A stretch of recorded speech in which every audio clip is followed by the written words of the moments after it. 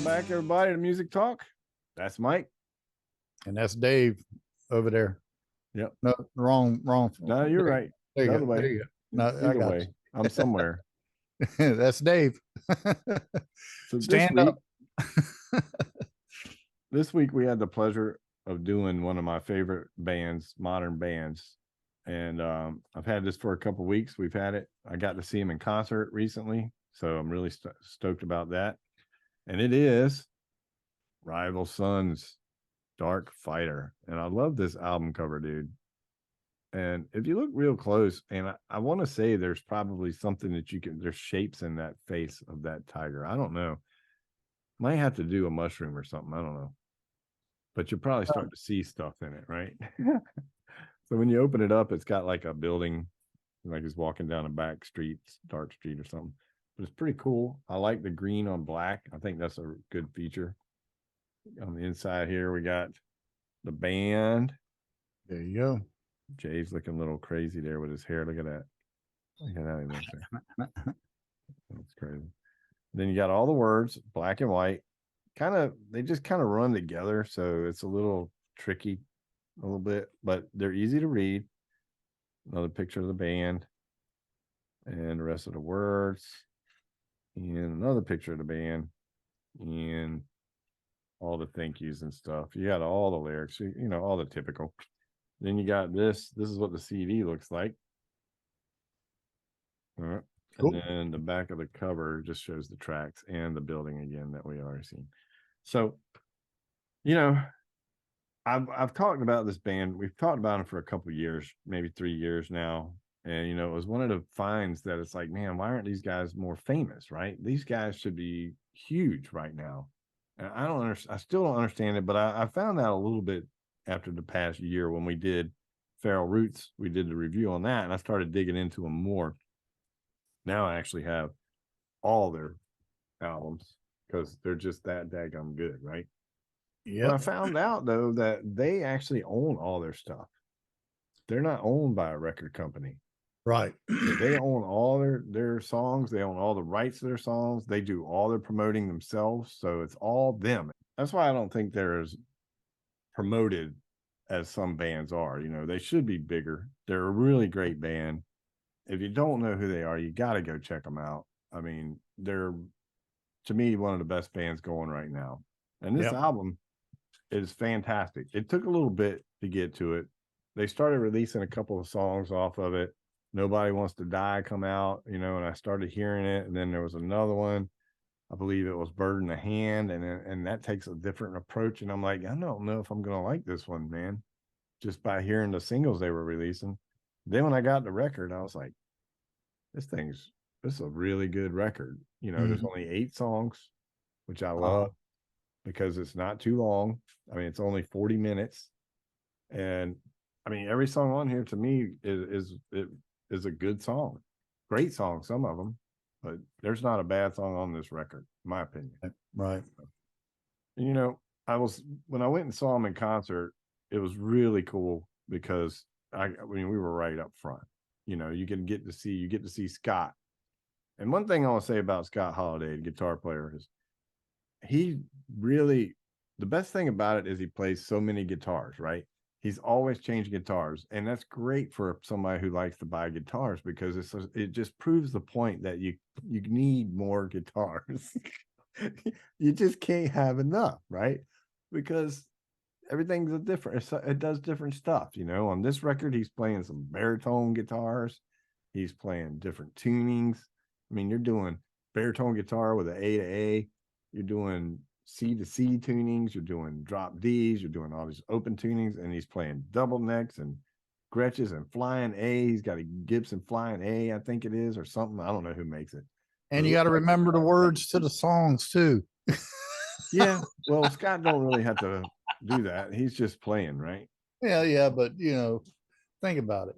You got to know the words because you got to be able to follow the singer and make him feel good. Yeah. I just think it's great that he has a guitar for every song, right?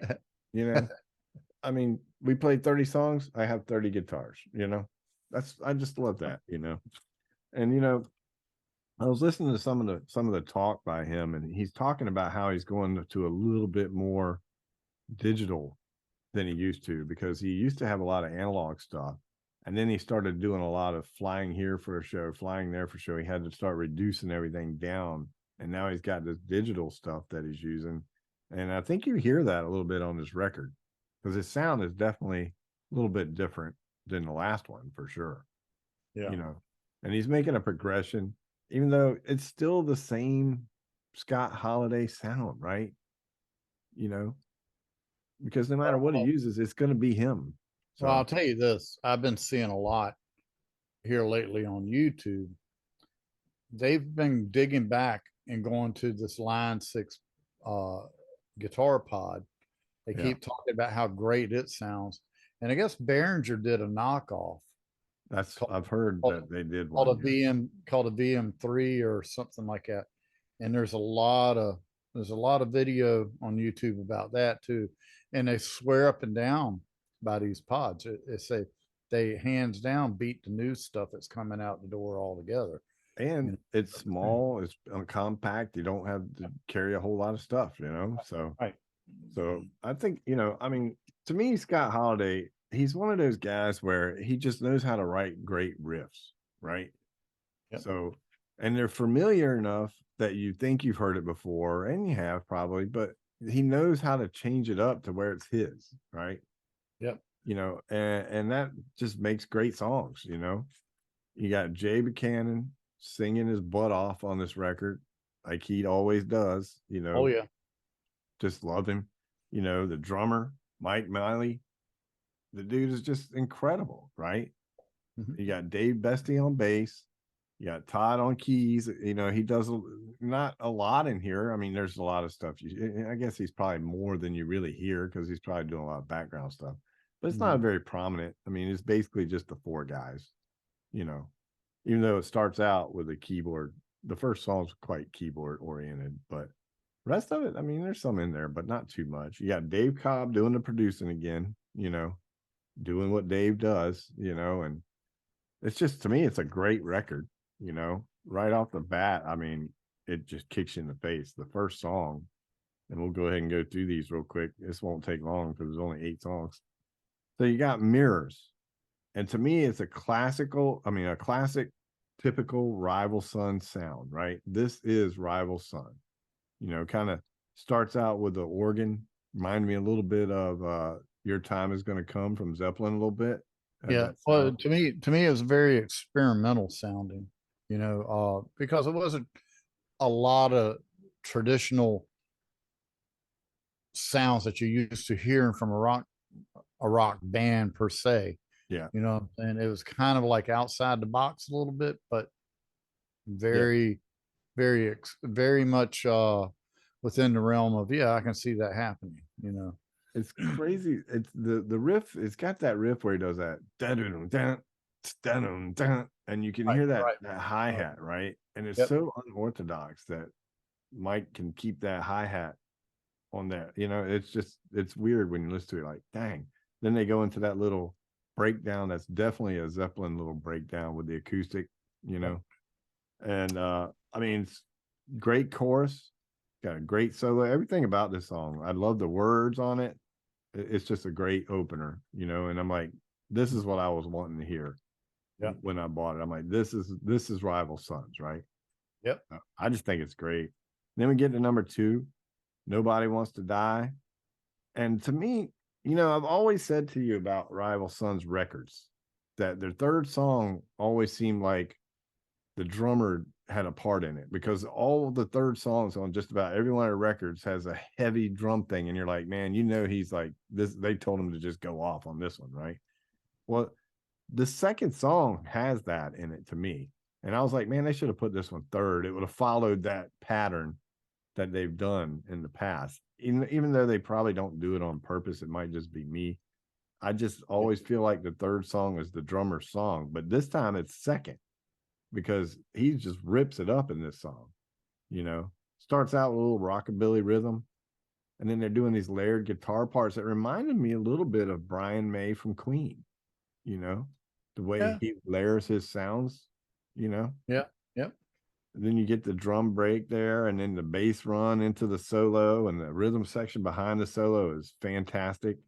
And then they come out where they're playing the same riff together, and just Mike Miley's going off, and it's just another classic Rival Sons song, right? Yeah. So I thought it was great. And I know you made a reference that Nobody Wants to Die, reminding you of Chuck Larson's song, you Yep. know. Yep. Everybody So wants to go to heaven, but nobody wants to die. yep. Yep. So it And does have that ring about it, and I thought of that too, but you brought it up. I wasn't gonna mention it, but when you brought it up, I'm like, I hear that too, but I wasn't gonna say anything because well, I mean, everybody gets inspiration somewhere. yeah, And I can't help but think that they just somewhere along the line, and I'm sure it's probably playing the video game, listening to Ice Cube doing it, right. Yeah, it probably threw, a little bit, hey, we could write something around that kind of idea there. right. I mean, it's a saying that everybody says, right? So Yeah. Yeah. Yeah. I mean, there you are. yep, I'm serious. I'm like, yep, it's thing came to my mind when I heard it. I'm like, yep, Larson needs to hear this. yeah, and he may have. So the Amen. third song we get to is Bird in the Hand. This is one of the first songs they put out. And it starts out, it's kind of like an old Western swing sort of sound. Yeah. Yeah. And then it breaks into a harder, heavier part, but it sounds like Spirit in the Sky to me. Well, Mhm. yeah. Like Yeah. it does that, it just has I that. don't know. To me, it just got it was too much of a cadence happening. Yeah. Yeah. But I mean, there's a place where I've heard other bands do the same thing, Yeah. Yeah, There's it a- does have that kind of just that vamp going on in there, but it yeah, just yeah, reminded me a little bit of Spirit in the Sky. Not other than only really the guitar parts, really, but the right. chorus goes into something another direction. Good words on it. Jay's got a great vocal line in this one. His phrasing is awesome on it. It's a great Yeah, upbeat song, but I yeah, get where you're saying because it does have a marching type cadence to it. You know, yeah. It's like, I don't know. It kind of droned a little bit. Yeah, it kind of drones on a little bit. I I don't know. I have a hard time with songs like that Yeah. because to me they get a little too repetitious, Hmm. and you kind of forget the place that you're in when you're listening to the song. It's like, okay, and then all of Right. a sudden it's done. It's like, well, what the hell happened? Yeah.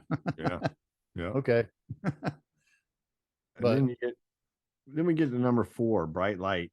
And this has got like one of those familiar, you hear this vamp, this little going on, you've heard many guitar players do the same riff. yeah, Again, yeah, this is where I talk about Scott has a way of writing riffs that you think you've heard before, but he can switch it up a little bit to where it's his own, even though you've heard this 100 times, right? So yeah, but it's got a great chorus, and I love the little acoustic break right before they go into the chorus, and then just yeah. brings it in. And the words are great, great phrasing again. You know, I heard some Jack White in there. yeah, you yeah, know, I, I I can see really that.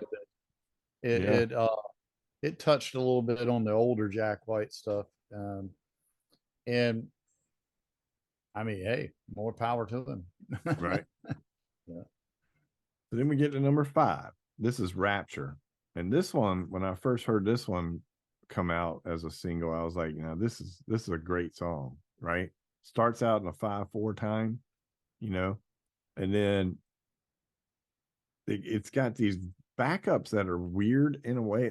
They're really awesome, but the backup vocals, he's not singing with himself. He's like a little bit in front of himself.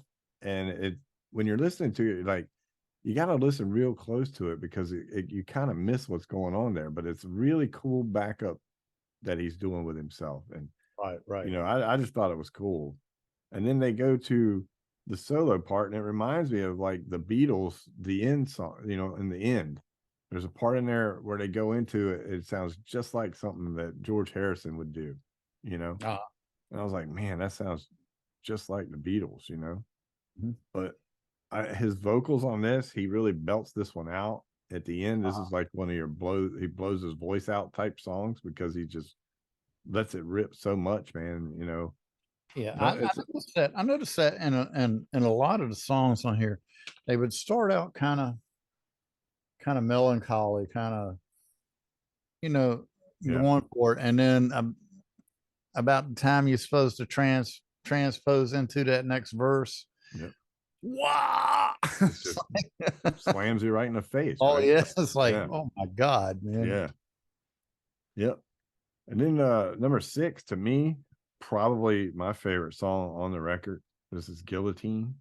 Uh-huh. And man, this song is mean as hell, man. I mean, I don't know what came first, the riff or the words, but if he heard the riff that Scott was playing and wrote these words to it, he's like, man, we got to make this an evil sounding song. Or if Scott read the words and said, this needs to have an evil guitar part or whatever it is. Now, this one was the only song written by more than just Jay Buchanan and Scott Holiday. This one was written by them two, Dave Cobb and the drummer. So you got a little bit of everybody in there. And man, it's just a amazing song. It goes into this middle bridge that reminds me of In the Flesh from Pink Floyd when they start doing that, Right, right, right, you know, right, right. and freaking Mike's foot in this one is just it's that same thing we've talked about before where he's doing the triplets and all that stuff with his foot. And Mhm. then at the end, man, I don't know how he keeps up with it, but he's doing this alternating snare and bass between 1 and 3 and 2 and 4. And then I mean, I was listening to him. I'm getting lost listening to it, but yet Mhm. he still finds a way to bring it back. I mean, Mike Miley is a great drummer, dude. I mean, there's just Well, I don't but know. on doing stuff like that, it's an applied effort of taking rudiments Mhm. and on top of an independent study. And what I mean by independent study, you're doing one thing with this hand, you're doing one thing with this hand, and your feet are doing things that just totally contradicting what your hands are doing altogether. Right. And so what he's doing is it's a study in independence, and it's also alternating rudiments between his feet and his hands, and it works out where it comes around and around. Yeah. It's like you're singing a round, you Right. know, and it all works out in the end. You know, everybody ends at the same time. You know, But just keeping that timing going in his mind to know yeah, when he's yeah, coming back, and then he's, you know, it was very confusing because as a bass player, I'm sitting here thinking, man, I would have already gotten lost trying to follow it, you know, right, right. because you know it's just one of those things where if you're not really, if it's one of those things where I would have to sit there and count in my head and play and not listen to what's going on, or else I'm going to lose it because everybody else is doing other stuff, and if I don't carry this through, this song's all it's going to go off the rails. Well, just So, think about, okay, back in the day with Yes, for example, Chris Squire and Bill Buford. mhm. Oh my God. I Yeah, mean, some of the stuff that they used to do between each other, and all it amounted to was I'm pretty positive that in the beginning of doing each one of those movements that they would do that were just totally off the wall, yeah, they would have meetings about the song. right, And, for sure. and Bruford would and Chris Squire would sit there and explain, okay, this is what's going on. Yeah, And between Bruford and Chris Squire, the communication is like, okay, I'm going to do this, and this is how it's going to work out. But you need to keep doing what you're doing, yeah. So that it falls anchor back it in down. place. So every 4 or 5 measures, it all winds up in the same place again. That's right. Yeah, And and it's confusing. that, yeah, it's confusing. But once you are able to break it down like that, as a person standing on stage playing, Yeah, winds up becoming very clear and simple. right. Yeah, but you got to concentrate. There's no Oh yeah, doubt. So Yeah, you can't be looking at your watch. yep, And who cares who's talking to your girlfriend? yep. You gotta you gotta stay on the money. Yeah, It yeah, doesn't matter. you can punch them out later Well, after the song. the only time it gets to be a problem is when she gets up and slow dances with him. Yeah, well, you just don't play a slow song. No slow songs. That's right. That's right. I've been there, done that. That's right. So then we get to number 7. This is called Horse's Breath. This one reminds me a lot of a 50s or 60s sounding song. It kind of reminded me of something like a Phil Spector or something. You know, it has that really over cool over sound. overproduced that wall of sound. Right? It just reminds me of like you know, just a it could even be like a Supremes or something, you know, but it just has that sound to it. But the phrasing that Jay does on this, man, I love the way he sings this song. The way he sings it, the melody of the vocals, it's just incredible to me. And it's probably the one of the best bass lines on here as far as actual bass playing. Right. I thought the bass was the weakest link on this CD, and not saying it was bad. I'm just saying it wasn't a whole lot going on, you know. But he did take a lot on this song. So he took some liberties on this one, you know, and then they half-timed it a little bit at the end. But I just I like this song a lot. It's got a great chorus, you know, it's something that you can keep humming afterwards, you know. Yeah. Well, it's yeah. Um, like I say, and we were talking about this earlier before we even turned the recording on. Right. This album, it took me 3 or 4 times of listening to it Yeah. for it to start opening up to me, because it is, and I mean, more props to them. I mean, they're thinking outside the box, Yeah. and that's not what people are used to. Mm-mm. And that's why it took me a few listens to really get into what they're doing. Right. Um, I've got to say,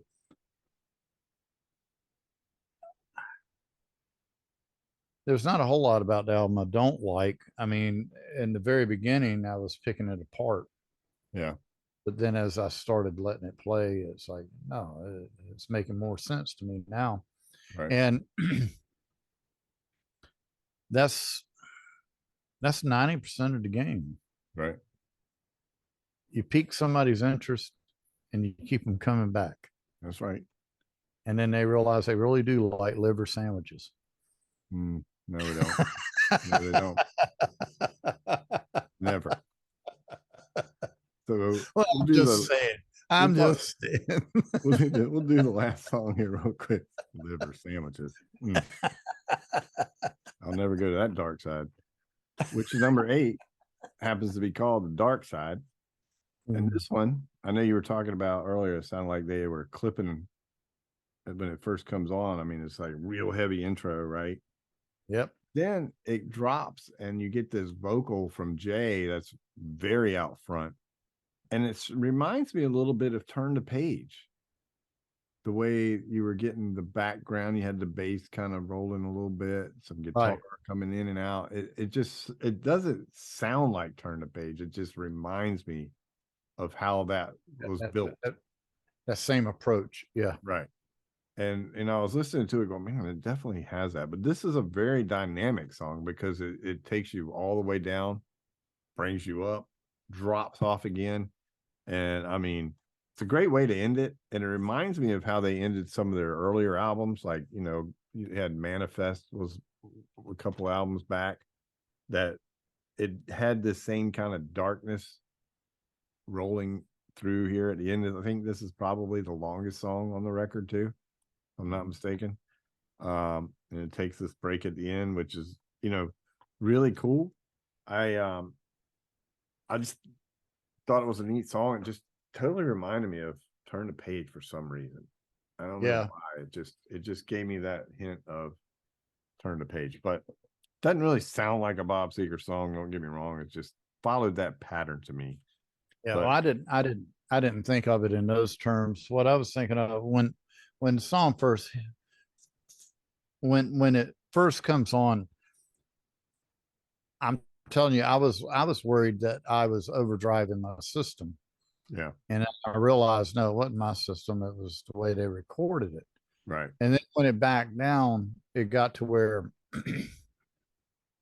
yeah, it sounds really good. Yeah, because they hit you really heavy at first, and then they let it fade, and then of course Yeah. then Jay comes in and starts singing his vocal line while the music in the back stays back there, Yep. and that's where you get that little slight rumble like you get with a turned up Right. bass, Right. and then they kick you right in the face again, right? Because I mean they're good at doing that, you know. Jay's real good at doing it. Yeah, you know, yeah, I mean, the guy gives it his all the time, and that was one of the things I was telling you about the concert when I went to see him. I mean, about 3/4 of the way through, his voice was so gone because he was giving it everything on every song, and then by the time you get closer to the end, he's barely got anything left, because he's just blowing his voice out. But great concert. You got to go see him. I mean, there's totally no tracks. They're playing this stuff live. There was one part where even Jay was going out. He forgot the words, right? So he's playing and he said, "All right, hold on." And he starts all over again. Yes, okay, I got it now.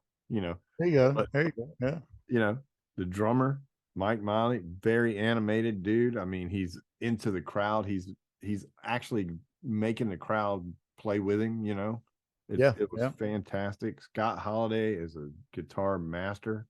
He kept, like I said, he switched guitars every song. My favorite. Love that, you know.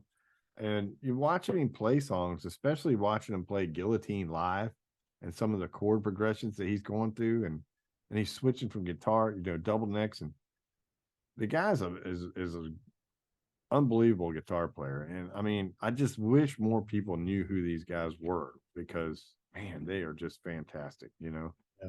I don't really have a lot of bad to say about this record. There was two things I wrote down in my bad and good, right? So my bad was first off, I just not really big on this bass player. I like Robin Everhart better than Dave, but Dave does this thing. It's not. I know his place in this band's not to be a superstar, obviously, and his bass lines are decent. It's just after seeing him live and then listen to the record, sometimes it feels like he doesn't really want to be there. I don't know. Well, You yeah. know, Well, I think it's one of those things now, like a lot of these bands are doing, and a lot of these classic rock bands that literally have maybe one original member or none. You mhm, know, they they they they bring these hired guns in to cover these spots, and yeah. I don't know, maybe Well, what's Jay happening and is, Scott and Mike are all original still. well, So that's what I'm saying. Maybe just the three of them are going, well, hey, let's just keep the roots happening here, yeah, and we'll just fill these spots in with people that yeah. possibly want to play this stuff. I mean, And even Todd, the keyboard player, I think he's been with them ever since too. I mean, he wasn't at the show for some reason. He won't there, but and the only other thing I got, which really it's not a bad thing because I always preach about this, it's a little too short, right? It's 40 minutes, only 8 songs. I could have went for one more. I needed one well, more. well, look, it's a little bit off the course as far as like when you look at Feral Roots. I mean, hell, they had to do a double album to include three more songs. Yeah. Well, yeah, and I think Feral Roots had like 16 songs or something, right? Something like that. Something Yeah. like that. Yeah. So one thing that I did hear Scott say was there's another album coming out this year called Lightbringer. Yeah. So it's going to be like part two, I think, or whatever it is. They didn't want to release it as a whole one huge CD. So you got Darkfighter and then you'll have Lightbringer. Well, I also saw So, too where I don't know, I was looking through the catalog online and they have an EP out that was, yeah, I it's don't know, called Rival Sons. It came out in 2010, but I think it's older songs that may not have made the. it's only what, 4 songs, Yeah, it's 1, 2, 3, 4, 5. 6 songs on this. Yeah. Okay. but it's the same. I think it was done when they did this. It was part. Right. It could have been songs that didn't make the record or whatever it is, because it's got the same original bass player on there. Uh-huh. Uh-huh. And so yeah, and then of course, all the rest of them, you can't go wrong with them. They changed bass players when they got to the Great Western Valkyrie, which was 4 albums now ago. So you Right. got 4 albums if you count the EP with the original bass player, and now you got 4 albums with the newer guy. I call him the newer guy, but he's been around longer. So, but anyway, I mean, I just think it's a great record, dude. I love Rival Sons, so it's hard for me not to like anything they do. I don't think there's a song I don't like by them. Everything I've ever heard, I thought it was fantastic. I mean, some obviously are better than others. I think Jay Buchanan has a way of phrasing and singing songs that even though you think you've heard something, he can still sing it in a way that doesn't sound like you've ever heard it before. Right. Scott writes riffs on that you sound familiar, but they're not so familiar that you feel like he's stealing it. I mean, I think, I don't know, man. I just love this band so much. So I'm going to be a little biased on this one. So I don't know if you're going to be biased because I'm probably going to be right in there with you. That's the one thing that I love about bands like this. And it's not that I've got to be in love with every song that they do. They're thinking outside the box and staying, and they're staying in their lane. Right. Say at the same time. And they're knocking it out of the ballpark, man. Yeah, man. And that's, as time keeps moving forward, it gets harder and harder every day to come up with original stuff that's going to make things happen for you. Right. And these guys are, they're doing it, about the only other band that I can think of that, although when Glenn Hughes joined them, he totally changed the sound of the band, right, from what it was originally. And now I'm talking about Dead Daisies. Right. What you're hearing there and what you heard of a Black Country Communion and everything else that Glenn Hughes has done, you're hearing Glenn Hughes. Yeah. And he's automatically out of the box anyway. I mean, the guy's got pipes on him that reach to the moon and back. Right. But my whole point is Rival Sons has found a niche that's original. Yeah. And I want to see them just hang in there and keep doing it. Like I said, I'm probably not going to like everything they do. Right. Well, I've got all 8 of their CDs now. And man, I'm telling you, they're just a fabulous band. The CD here, I feel like they've reached back and grabbed some of their old roots a little bit. At the same time, they're using modern day sounds and technology, and they're creating new stuff. And I think between Scott and Jay, I mean, their writing ability is just, it gels so well. Yeah. Because Jay's just a great singer, right? And that's usually what it is how much do you like the singer, right? Because sometimes if you have a great singer, the band doesn't really have to be that great, right? Well, you're gonna like it, but you could have the best band in the world and a crappy singer, hence some bands we've heard. I won't even bring it up, but I can't even listen to them because I can't get past the singing, right? So with Jay, man, I just love his voice so much that I don't know that he could sing a bad song, and Scott writes great riffs that, it just all works together. And then you got Mike Miley back there just killing the drum kit. With Dave Cobb, he's going to have a great sounding drums. He always does. And I just think the record's a great sounding record. I like every song on here. For me, I'm going to go with a 9.7 on this one because I just think it's fabulous, man. I love it, Yeah. Well, I I'm didn't gonna, give it a 10 though, because it just, you know, it could have been just a hair more bass. well, yeah, I mean, I see that. I'm gonna go with 8.5 on it. Yeah. And the only reason why I'm doing that is,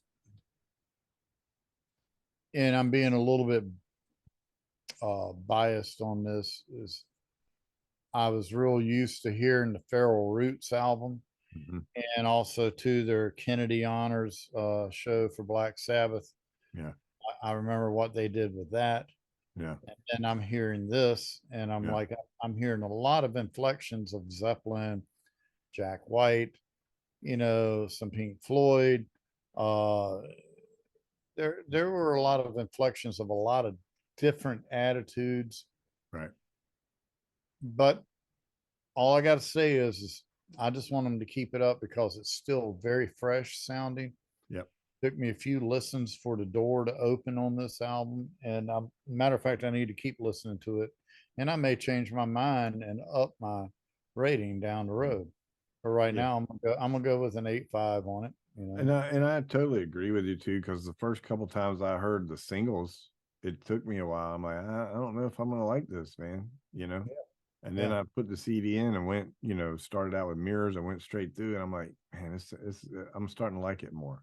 And yep, then listen again and again, and it's like, yeah, I'm totally into it now. yep, yep. So so hopefully the Lightbringer will come out shortly, and we can jump back on that one and do another one, see what's going on with that. But I mean, I don't know. There's not much more I can say other than, we've said a lot when we did the Feral Roots. We dug into them a little more. This one, I just figured we'll just jump into the CD, talk about the CD. Yeah, I Go mean, back and listen to what we talked about on Feral Roots. Hear our reaction on that one. That was when we first heard them, and it was like, what the heck, right? Where did this band come from? right, right. I mean, now they actually have a commercial for Chevy trucks, right?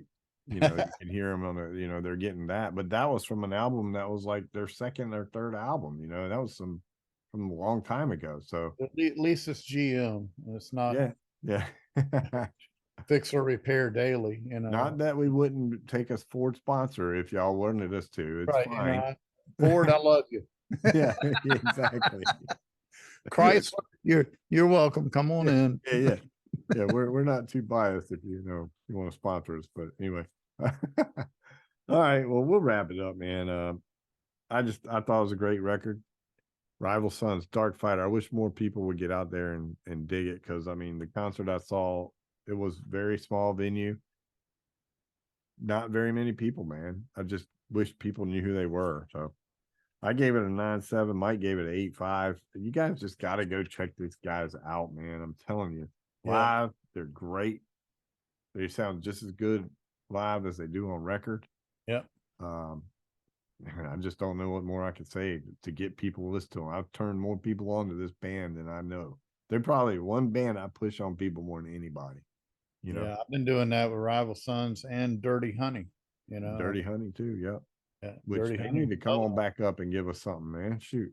But all I got to say is get out and support your local artists and your local nightclub that is supporting live music. Yeah. Go out and be a part of it, Mm-hmm. and just give it your all, because I don't know, time is traveling so fast with the way things are laid out today. And, you know, a lot of people's attention spans are only about 10 or 15 seconds. It's like the Yeah. TikTok syndrome, Right. Yeah, okay, that is an I'm issue. done. I got to move on. And it, it, it, uh, it's not about that. It's about reading a novel. It's about listening to a song. It's about Culture. enjoying the way it was constructed and stuff, and Yeah. and just Take the time to breathe it in, man. yeah, You know. yeah. I think everybody needs to slow down a little bit and just take a deep breath and step back and just look at their surroundings. This Yeah, is what Slowpoke Rodriguez had it figured out, man, back in the day. Mhm. You know, Yep, yep. Jerry's cousin. Hey, Yep. He had it. I agree. So get out there.